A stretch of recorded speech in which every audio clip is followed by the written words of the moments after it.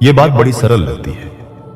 जिसे भगवान का साक्षात्कार मिल जाए उसे दुख नहीं सताते, पर सत्य इससे कहीं गहरा है। लोग समझते हैं कि ईश्वर का दर्शन मतलब जीवन में कोई कष्ट नहीं रहेगा, न दुख, न बीमारी, न संघर्ष। पर जिन महापुरुषों ने वास्तव में भगवान को पाया है वो बताते हैं कि दुख मिटते नहीं, दुख का अर्थ बदल जाता है। देखो, प्रेमानंद जी कहते हैं, मुझे स्वयं महादेव के दर्शन हुए। लोग तुरंत पूछते हैं, अगर महादेव तुमसे बातें करते हैं तो अपनी बीमारी क्यों नहीं मिटा लेते? प्रेमानंद जी मुस्कुरा देते हैं और कहते हैं, यह शरीर तो मांस हड्डी का एक पुतला है, इसका धर्म है टूटना।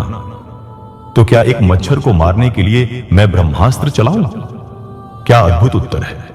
ठीक यही उत्तर रामकृष्ण परमहंस ने भी दिया था। मां काली स्वयं उनसे बातें करती थी। उनके चरणों में वे बालक की तरह सो जाते थे। लेकिन गले में रोग हुआ तो शिष्यों ने पूछा, मां से क्यों नहीं कहते आपको ठीक कर दें?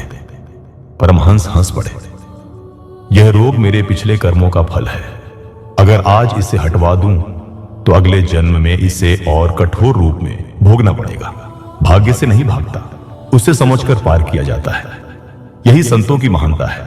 वे जानते हैं दुख रोकने की चीज नहीं, उसे रूपांतरित करने की चीज है। दुख जब साधक को छूता है तो वह विष नहीं, विवेक बन जाता है। भक्ति का अर्थ यह नहीं कि भगवान मेरा दुख ले लो। भक्ति का अर्थ है, भगवान जो दिया है मैं उसे भी आपका प्रसाद मानकर स्वीकार करता हूं। जिस दिन मनुष्य अपने सुख को नहीं, अपने दुख को भी प्रसाद की तरह स्वीकारने लगेगा, उसी दिन वह ईश्वर के सबसे करीब खड़ा होगा। क्योंकि दुख तो सभी के जीवन में है, पर जिसे समझ में आ जाए कि दुख दंड नहीं, धारण है, सीढ़ी है, शुद्धि है, वही वास्तव में प्रभु का साक्षात्कार करता है।